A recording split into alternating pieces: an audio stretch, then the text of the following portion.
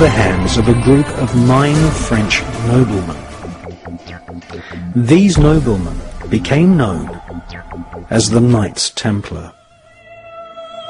The word cabal, meaning a group who conspire together, comes from the word Kabbalah.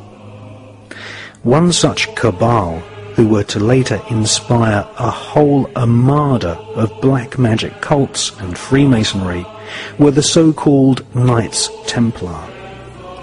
They laughingly called themselves the Poor Knights of Christ, but these men were far from poor. They deliberately styled themselves as monks so that they could go about their Luciferian Kabbalistic studies and conduct business without being taxed nor arouse suspicion from the Vatican. The Kabbalistic higher secrets of ritual sodomy, the evil eye, chanting incantations, necromancy, blood sacrifice, and invoking the fallen angels in service to Lucifer fascinated the French Knights Templar. They realized that the Kabbalah originated in Palestine, and once they had realized that the Kabbalah was the key to untold spiritual magical power, they cunningly planned a bloody crusade to Palestine in order to search for more Kabbalistic and magical artifacts. They eventually discovered and looted the Temple of Solomon.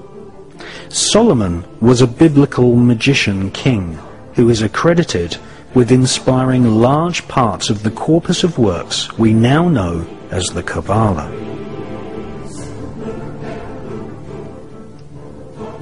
The Knights Templar arrived in Palestine with one main goal: to stop the Muslims from gaining any knowledge about the Kabbalah. The Knights Templar, once they had discovered the magical teachings of the Kabbalah, were dedicated utterly to destroying its origins so that they might hold its secrets exclusively. After 200 years of Kabbalistic magic and bloodthirsty crusades, wantonly murdering children, women, and engaging in ritualized sodomy, the French Knights Templar were rounded up, tortured, and executed. Many confessions told of the Knights Templar monks ritually sodomizing each other, invoking evil spirits, and implanting these spirits into animals such as cats. Various black magic artifacts were confiscated from castles owned by the Knights Templar, including silver caskets containing desiccated heads and skulls. The Knights Templar referred to these heads as Baphomets. They were placed at the center of a round table. Templars would then conduct a séance invoking the spirit of Lucifer to speak through the head. The most damning information exposed them as anti-Christs. Several Knights Templar confessed that the image of Jesus was spat upon and trampled during Kabbalistic rituals, a satanic tradition which is still practiced to this day at lodges of the Ordo Templi Orientis, which was once headed by Aleister Crowley. Many Knights Templar bribed their way out of prison and escaped to Scotland and the Mediterranean island of Malta. They first renamed themselves the Sovereign Knights of Malta, and then, after establishing trade routes to North America long before Christopher Columbus, they re-emerged in Scotland, calling themselves Freemasons.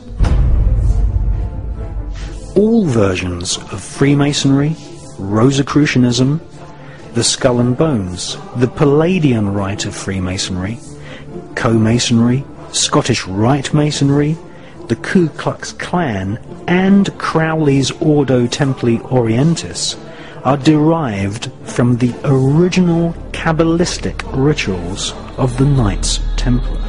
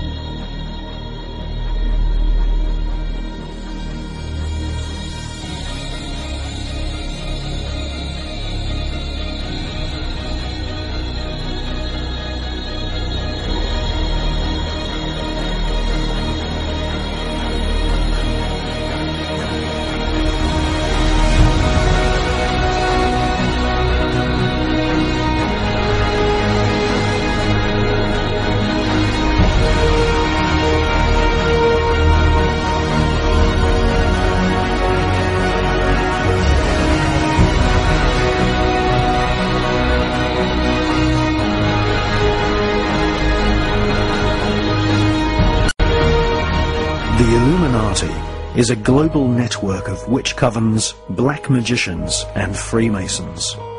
They use a secret code of numbers and words to communicate the plan to one another. They hold rituals right in the heart of the British Parliament and Washington, D.C. The Illuminati have designed the United States as the headquarters for their barbarous plan to bring about the apocalyptic prophecies of the Antichrist. Well, I have a lot to respond except the fact that I am past master of my lodge and a Freemason, and I'm very proud of the fact. And I think it's interesting to listen to a debate that says that points toward Freemasonry as an occult when 36 of the 50 signers of the Declaration of Independence, all of the generals in Washington's army, and everyone who's participated in the Revolutionary War were basically Freemasons. And if you look at how the foundation of the country was put together, it's on Masonic principles.